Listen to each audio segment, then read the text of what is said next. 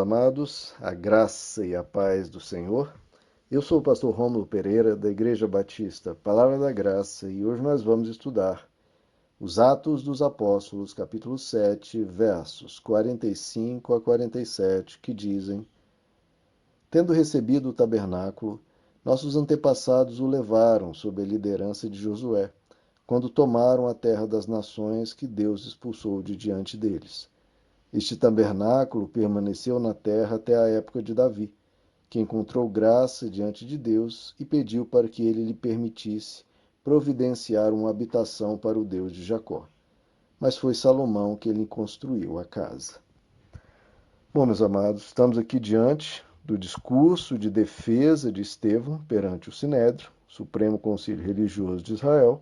Ele vem narrando toda a história de Israel, mostrando que ele não estava blasfemando contra o Deus de Israel, pelo contrário, respeitava toda a revelação, só que ele vem tirando algumas conclusões, mostrando o óbvio, que, por exemplo, o povo de Israel, que se achava o suprassumo, o povo superior a todos, ao longo de toda a história vinha mostrando rebeldia, vinha se rebelando. Porque o grande argumento deles era, ora, se nós, os líderes religiosos, recusamos Jesus, então nós que somos o suprassumo da correção e da santidade, então é óbvio que Jesus estava errado, porque nós temos autoridade, nós somos a liderança. Só que Estevão está mostrando, bom, a história de Israel mostra o contrário, que a liderança muitas e muitas vezes se perdia no caminho, se rebelava, tinha um coração duro, era rebelde contra Deus e se afastava de Deus inúmeras vezes. Bom, ao longo da narrativa, os últimos versos, ele diz que Moisés, sob a orientação de Deus, construiu um tabernáculo. E esse tabernáculo, nos versos de hoje, mostra que esse tabernáculo continuou como uma representação da presença de Deus no meio de Israel até o tempo de Davi, quando Davi se propõe a construir um templo para Deus. Olha só, da onde surge aqui a ideia dos templos, hoje que nós chamamos de igrejas. Os templos, então, de onde veio os templos? Veio aqui, principalmente dessa ideia de Davi. Só que é uma ideia que precedia Davi. Na verdade, é uma ideia pagã. Os pagãos, o povo que não cria no Deus de Israel, tinha os seus deuses lá, eles tinham seus templos. Eles construíam templos aos seus deuses. O povo de Israel não tinha nenhum templo, até o período de Davi. Então, como nós já comentamos um pouco em relação ao tabernáculo, Abraão nunca foi num templo. Então, nunca foi no que hoje nós chamamos de uma igreja. Abraão nunca foi num templo, Isaac nunca foi num templo,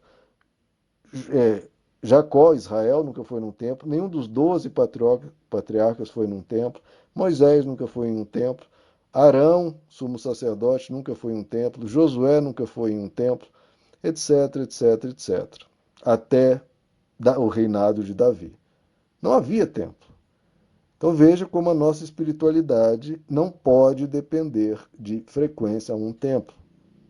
Falo isso porque agora na quarentena nós, por diversas questões sanitárias e de proteção da saúde, os templos estão fechados. Isso é uma crise para a fé, isso é um problema. E agora, como será a fé dos cristãos? Não, pelo amor de Deus, 1000 vezes não. Porque até o reinado de Davi não havia templo algum. O pai da fé, o chamado amigo de Deus, Abraão, nunca foi a um templo. Nunca em toda a vida dele. Templo, como nós falamos, pode ser útil quando ele for útil, quando ele contribuir, quando ele estiver pregando a palavra de Deus. Mas não havendo templo, pelo motivo qualquer que seja, como já ocorreu várias vezes no período da história cristã, períodos de perseguição, que não podiam reunir as pessoas em templos, se reuniam em casas, ou em grutas, ou em sepulcros, ou no subsolo, né, nos esgotos.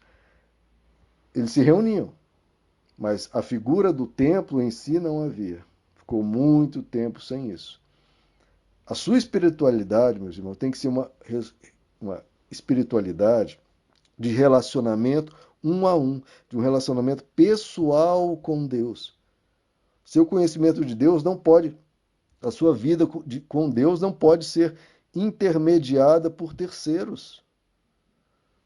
Porque isso eu tenho visto ao longo de toda a minha vida cristã. Um líder, um pastor, ou um padre, ou quem quer que seja, é descoberto em algo errado, em algum escândalo, a pessoa perde a fé. Entre aspas, porque na verdade ela nunca teve fé. Não em Deus, tinha fé no homem. A sua fé não pode depender de intermediários. Só há um mediador entre Deus e os homens, Jesus Cristo, homem. Ele é o único mediador, Jesus Cristo. O único. Não é nem a igreja, o mediador entre Deus e os homens, nem o templo, nem a sua figura cristã favorita, nem ninguém. Só há um mediador entre Deus e os homens, Jesus Cristo, homem. Tanto é que se todas as pessoas abandonarem a fé, todas, só sobrar você, não tem que mudar nada na sua fé. Porque só há um mediador entre você e Deus, Jesus Cristo. Só. Período de Noé, ele nunca viu um templo, nem sabia o que é isso, não tinha nem noção, nem cogitava, nunca imaginou um templo, nunca sonhou com um templo, não existia nada disso. E o mundo inteiro se desviou, só ficou ele e a família dele. Isso, em vez de abalar a fé, tinha que fortalecer a fé dele. Não, se o mundo inteiro se perdeu, eu vou dar testemunho, eu vou ser exemplo, eu vou buscar Deus ainda mais para que a luz resista às trevas. E quando de, e quando e mas aí então surgiu o templo. Sim, mas templo foi ideia de quem? Foi ideia de Deus? Olha, Davi, construa um templo para mim. Não, não foi ideia de Deus. Foi ideia de Davi. Provavelmente olhando inclusive os povos ao redor. Sempre se cita aquela problemática que o povo de Israel pediu um rei a Deus, né? Ao profeta Samuel. Olha, nós queremos ter um rei como as nações ao redor. E quantas pregações se faz, né?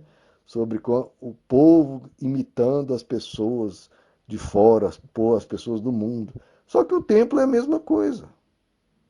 O templo não foi ideia de Deus, foi ideia de Davi, olhando para, bom, eu tenho um palácio e cadê algo para Deus habitar? E provavelmente olhando também os povos ao redor que tinham templos.